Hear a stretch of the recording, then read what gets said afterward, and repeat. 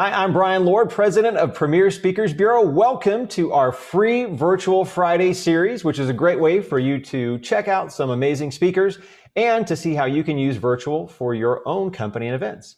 Our speaker this week is Carla Harris. She is a leader, a singer, which is pretty amazing, an author, and of course, a great speaker. She's vice chairman, managing director, and senior client advisor at Morgan Stanley. In her 30-plus year career, she's had extensive experiences working in technology, media, retail, telecommunications, healthcare, and much more. In August 2013, she was appointed by President Barack Obama to chair the National Women's Business Council. And from a personal standpoint, the clients I booked her for, I've had a client who's had literally, I booked about 200 events for them, and they absolutely loved Carla. They're like, she is like our secret weapon in working with our clients and helping our company get better. So Carla, welcome to Free Virtual Fridays and Premier Speakers. Thanks for joining us. Well, thank you, Brian. Thanks for having me. So this month is International Business Month, and you're talking about how it's been crazy for you. It's, we're coming off of Black History Month and going into Women's History, International Women's History Month.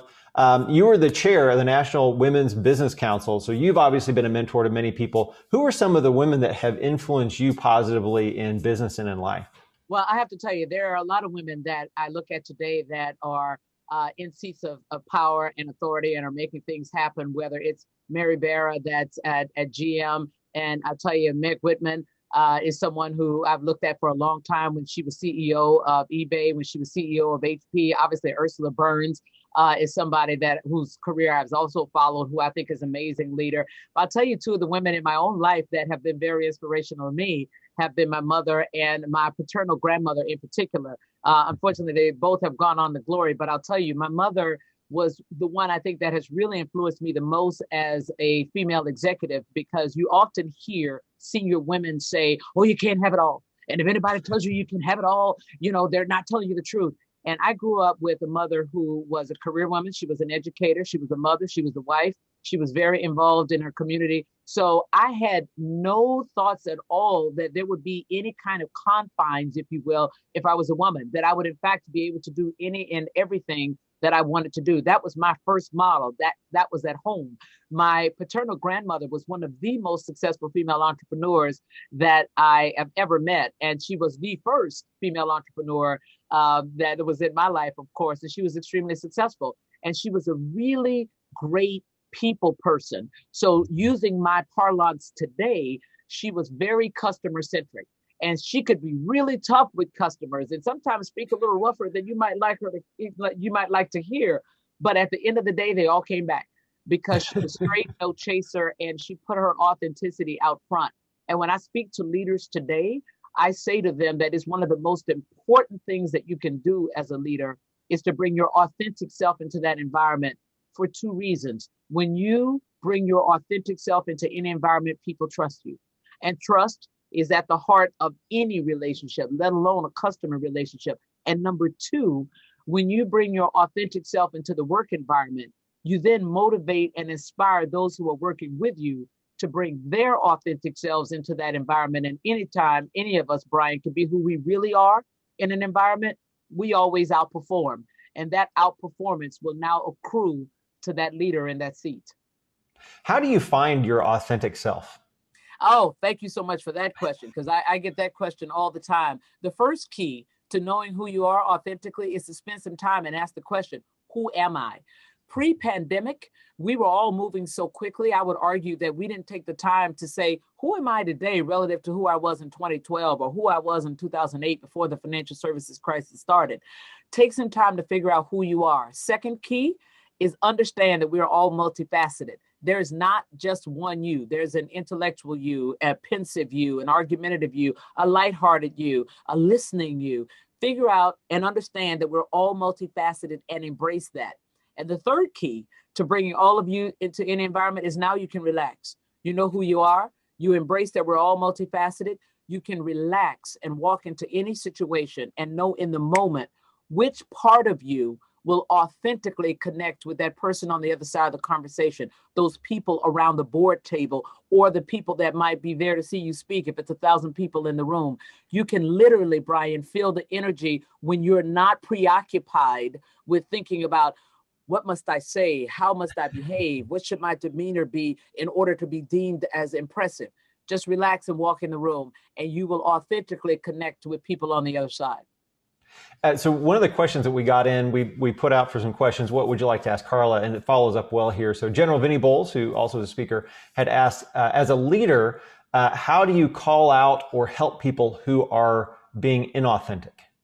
Yeah, I'll tell you that if you sense that somebody is being inauthentic, then you take the moment right there in the moment and say, hey, I hear what you're saying, but let me tell you what I'm feeling from you. I feel like the real you wants to say, or I feel like the person that I know authentically might be thinking this. Am I wrong about that? So you can challenge them, but put it on you. Here's how I'm feeling about what you said. Here's the energy I'm feeling from you. Is that right? Does that make any sense? You know, to give them a sense that you see them and it's all good. When you were talking earlier about mindset, I think that's so important, and that's one of the things that you talk about frequently is mindset. And you got this mindset from your mother and your grandmother that you are able to do those things. How do you feel like having the I don't know if you want to say a negative mindset or a closed mindset affects people in their personal life and their career? Oh, there's no question. I think having a negative mindset is probably the most restricting thing that you will have on your person. If you don't believe that it can happen, if you're always seeing the negative, then you are more likely to bring that into your spirit or into your space than anything else. And this was a lesson that I learned, Brian, probably midway through my career or a third of the way in my career. I was having one tough experience after the other. And I really started seeing things through a negative lens. And then one day somebody said to me, I said to the person, oh man, I'm so tired of fighting. I'm fighting all the time. This is so draining. And my whole language was language of fighting. If you said to me, Carla, how you doing? I would say, oh, I'm still in the ring. I got a good couple of punches in yesterday, but I'm laying on the ropes today. I mean, my language was all fighting. And one day someone said, but why don't you stop fighting? Why don't you stop fighting? And I thought, I wonder if it's that easy. And then I thought to myself one day, frankly, I was sitting in church, maybe you're always fighting because you're putting that energy out there. You're looking for a fight. So you're going to find one. And so I decided at that moment, Brian, that I would yield. I would just yield. Whatever came my way, I said, yep, okay, that's good. Yep, no problem. And it was interesting to see what happened. There were far fewer fights. I had a lot more energy and I won most of the time. That's great. I love too how you intentionally shift your mindset. Like, I think that's so important. Where did you learn that lesson? I'll tell you, I learned that from one of my former pastors. He ended a sermon one day and he said, go out and have the extraordinary life that God intended you to have. And I thought, what if it's that easy? What if all I have to do is decide that I'm going to have an extraordinary life and be intentional about that? And from that day to this one, and that was well over a decade ago, I realized the power of your intentionality and the power that we all have to actually make it happen. How do you do that? So I know a lot of times you can have it where someone will say, okay, I'm going to do this, and they do it for a little bit and they get off. How do you stay on the rails when it comes to making those decisions? You make the decision that you're going to get back on. Yes, we will all fall off the horse, especially as we start getting momentum and the horse is galloping. And there's a chance that you're going to fall right out of the saddle, especially if you're feeling pretty good about the ride, right? You get a little bit of arrogance, you decide it's okay. Well, the thing is, if you fall off, you remember something that the great Dr. Benjamin Mays said: you don't have to let a stumble be a fall. So you stumbled, get back on, keep rolling. There's not a person born that does not have a stumbling moment, that doesn't make a mistake, that doesn't have a disappointment. But you have the power to decide in that moment if you're going to limit it there and make that a period and not a comma. So one thing that's really fascinating about you is, and I've got this from the client, they said, oh, you've got to have her talk about this. So there's diversity, but it's a lot of different things. Like you were saying, you yourself are a diverse person. Whoever's listening, you, of course, being a singer, an extremely successful executive and being successful in all these different areas. What are the different ways that people, can look at diversity whether they're a leader putting together a team or in any other scenario? What are some different ways people can look at diversity? Yeah, I have to tell you, in the environment that we're in now, as a leader, when you're thinking about putting together a diverse team, you certainly should be thinking about racial diversity, gender diversity, but also diversity of thought, diversity of background. Where are my folks from? How were they educated? Where were they educated? Might they bring a different perspective? And here is the logic or the thesis around it, Brian. If you agree that we're all competing in some way around innovation, it is the dominant competitive parameter across all industries, then you have to agree that you need a lot of ideas in the room, because innovation is born from ideas. If you need a lot of ideas in the room, you need a lot of perspectives in the room, because ideas are born from perspectives. If you need a lot of perspectives in the room, you better have a lot of experiences in the room, because perspectives are born from experiences. And if you need a lot of different experiences in the room, then you better start with a lot of different people in the room, because experiences are born from people. So that is the business case around diversity. You got to start with a lot of different people in the room to get to that one innovative idea that will allow you to obtain and retain a leadership position in your industry. That's how leaders should be thinking about the why around diversity. And I've given you obviously the prescription of the how. This is how you put together such a team, and this is what you should look for. And one of the things I do like, I saw an interview with you one time where you were talking about, having diversity and not approaching it from sort of and this is a terrible way to say it, but like a charitable way or an HR way, but from a competitive advantage sort of way. Can you speak to a little bit more about that? Absolutely. And I am fond of saying, Brian, please don't tell me that diversity is the right thing to do, because frankly, you and I may not agree on the right thing to do, but as business people, we will agree on the commercial thing to do.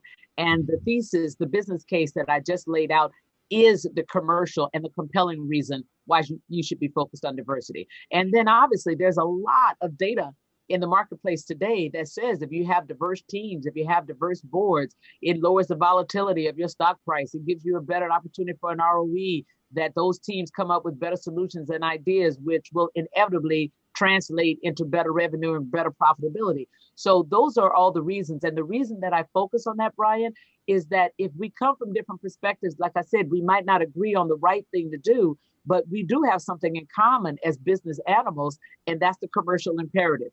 And so that is the why that you should have everybody put their imprimatur on and move forward with the objective of having diverse teams. One of the things that's come up over the, at various times is companies trying to find diverse candidates, whether it's for companies to invest in, employees, that sort of thing. And you're the, head of the Multicultural Innovation Lab. And so can you tell us about your experience with that and how you can find and develop the right people? Yeah, I have to tell you, I am so proud of the Multicultural Innovation Lab, which I created at Morgan Stanley 4 years ago and have built up with my partner, Alice Vilma. And, we have been able to say to the market loudly that when you say, oh, I haven't invested in women or multicultural entrepreneurs because I can't find them any, we have been very loud about saying there's not a supply issue. Right? Because we literally 4 years ago, when we started this, went out on the whisper network, as I like to call it, meaning Alice and I started saying to people, hey, Morgan Stanley started an in-house accelerator. If you know anybody that has a tech-enabled company that could be a large opportunity and they are pre-Series A or right at Series A, tell them to send in their business plan. Let's take a look. Maybe they can get into the lab. So for 2 weeks, we did that. We didn't advertise any other place. We got 100 submissions for 5 companies in our first lab. This last year, we graduated the 4th cohort of the lab, 10 companies, and we had over 500 submissions for that class. We just announced 2 weeks ago the new class of 11, and Morgan Stanley announced last year that we were going to double down on the lab. So we'll have 2 cohorts this year of anywhere from 10 to 12 companies. We just put out in a press release the 11 companies that we brought in. We had over 700 submissions for those slots. So there's not a supply issue. It really is a matter of inserting yourself in the ecosystem, having the ecosystem believe that you are seriously interested in helping to advance the scaling of these companies. The messenger does matter. I think the fact that Alice and I were the ones out there looking for these companies, we had credibility in the market. people believed that Morgan Stanley, in fact, might be serious because it was us out there putting our personal capital on the line. And now it's not an issue at all as to whether or not we fit, and certainly whether or not we lead in the ecosystem. What do you feel in addition to that is part of the success, or do you have any success stories coming out of that you're able to talk about? Absolutely. And what we have learned, Brian, is that a lot of these companies need a little bit more than just the capital. They're early stage and they're young entrepreneurs. They are 25, 35, even 40. And this may be their first business opportunity. And they have never built a culture. They have never hired other people. They are not quite sure who the right people to bring in at the C-suite level, how much equity to give them. So there are all kinds of things that you can help these companies with that are critical to their ongoing success. Let's talk about how to clean up your cap table. You got a bunch of small investors that are here that have enabled you to do what you're doing now, but did you leave enough capital for a VC or a strategic investor to come in that could really help to advance the company? So those are some of the things that we help these companies with. So again, the experience, not a supply issue, you can find them. There's more than capital that these companies need. Bringing to bear all of your networks or all of the resources that you have as an institution or even as a family office or a person are the things that can provide real value add for these companies. Mm-hmm. Oh, one last thing. Yes, go ahead. The data was always pointing to the fact that these founders were really resilient, Brian. But I've now had an opportunity to see it firsthand as I've watched the companies that had been in the lab and those that were in the lab last year, how resilient they were in a COVID-19 environment, an environment that none of us had seen before, an environment where large companies are struggling to survive. These entrepreneurs are so scrappy, so intent. They've already been through the fire because it's so difficult for multicultural and female entrepreneurs to raise any capital. So by the time they get to us, they are tried and tested. And when I tell you that these companies pivoted and they have survived, we've had no casualties to COVID-19, I think that says a lot about the people you should be investing in with these kinds of companies.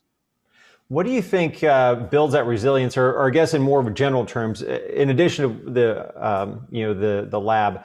What advice would you have for people who've come through this really difficult time and being more resilient? Yeah, I will tell you that what was the old saying that that doesn't kill, that which does not kill you will make you strong. And I would say that we have all been through crises in our lives. And true, we had never seen a COVID-19 before, but most of us have lived long enough to know that this too will pass. And so the question is, what do you want to do with this period? When we went into this shelter in place protocol back in the middle of March, the first thing I said, Brian, was, oh, I got 2 weeks. What can I get done in these 2 weeks? Because I really thought we were going to be off for 2 weeks. And I said, I want to have something to show for it because these 2 weeks are going to go by like that. And then obviously when 2 weeks looked like it was going to be 6 weeks, looks like it was going to be 3 months, I kept that intentionality around making sure that I would use this time and would have something to show for it. So I would say to someone, anytime you have a crisis like this, your resilience is something that you already have. It's a muscle that you have because most of us have been through something before. Activate it. Remind yourself of your own data. You have made it through before. You will be able to make it through again. And what can you do in this moment right now with what you have to push the ball forward just a little bit in your personal life, in your professional life, in your entrepreneurial life? There's something in your life that you can advance even now. Focus on that. When is a good time to take a risk? Oh, I tell you, especially during chaotic times, I think that's a particularly good time to take the risk. Why? Chaos breeds opportunity. Most people are off kilter in a chaotic time and are not focused on maybe the business at hand, or not focused on their competitors, may not even be focused on their best talent, which is one of the messages, Brian, that I was giving to C-suite folks who were calling me in April and May. I was saying, pay attention to your best people. Because if you think that your people are at home worrying about whether or not they're going to keep their job, or if you think that they are worried about, something else within your organization, be clear that your competitors are coming for them. They know that they're at home. They're rethinking their careers. They're rethinking their experience with you. They're rethinking their lives, where they should live. So everything is up for grabs. So you need to make sure that you are occupying some space in their brain, in their sentiment, if you want to make sure that you keep your best people. One of the things I love about you is not just these things, but you're kind of famous for your career advice. You know, what someone should do as they're starting out, or just like you're talking about, even leaders looking at the people that they're working with, how they build those relationships. Can you talk in brief? I know we've only got about 5 minutes left, but can you talk in brief a little bit about the relationship, whether you're the person starting out or how leaders can be great leaders? Sure. And I'll give you from both perspectives. If you're somebody just starting out in your career, I want you to at least be conscious about performance currency and relationship currency. Performance currency is the currency that is generated by your delivering that which was asked of you and a little bit extra. And performance currency is valuable for three reasons. Number one, it gets you noticed. It creates a reputation for you in the marketplace. Number two, early on in your career, early on in any new environment, it will get you paid and promoted. And number three, it may also attract a sponsor. And a sponsor is the most important relationship that you will have in your career, because the sponsor is the person that's carrying your paper into the room. That room behind closed doors where all of the important decisions about your career will be made, your compensation, your promotion, your next opportunity. The sponsor is the person that's using their valuable political and social capital on you. So you need to be intentional about building those kinds of relationships. If you are a leader, it is imperative that you integrate with your people, that you get to know them so that you can invite them to put their imprimatur on any objective that you might have for them as a team. But you need to engage with them so that you can authentically invite them into the solution-making process, invite them to stand shoulder to shoulder with you to reimagine what the future looks like on the other side of this COVID-19. And you need, as a leader, to make sure you have support below you and to make sure you obviously have support at your level and above you. Because in the environment that we're in now, companies are going to increasingly turn their attention to leaders that are not just great producers, because I too grew up in a producer culture. If you're a great trader, great banker, you're paid the most, you're promoted, you're given seats of authority. But companies are going to start to realize now that they need to find a way to retain their best people, especially when there's no longer a requirement or a protocol for everybody to be under the same roof. That's what we learned in the last year, that people can be productive at home. So it's going to be really difficult to compel people to come back into an office 5 days a week, which means you're going to need to have the kind of leader that can motivate and inspire people to stay in their proverbial seat, to stay in that house, i.e. with that particular company. So it's going to take a different type of leadership style going forward, Brian. So one last question for you, Carla. You've done some amazing things as an executive, so from leadership, as a writer, as a speaker, as a singer. Out of those things, what are you most proud of? Oh, wow. That's tough, Brian, because I think all of those are I ask the hard questions here. Yeah, you do. All of those are part of who Carla Harris is. And I'll tell you, the role, I would say, or the title that I'm most proud of right now actually happens to be mother. Because 5.5 years ago, my husband and I adopted a little girl. And right in the middle of this COVID, we got another phone call saying, hey, I know you guys weren't looking, but we have a baby here. So literally, we put on our hazmat suits and got the 5-year-old all suited up as well. And we went out and got a 5-week-old. So wow. I'm having a good time now. In addition to being Carla the banker, Carla the speaker, the writer, the singer, I'm having a pretty good time being Carla the mother. Well, congratulations. That's amazing. Two of our kids were adopted as well. So that's amazing. Well, thank you, Carla, so much for coming on and being a part of Premier's free virtual Friday series.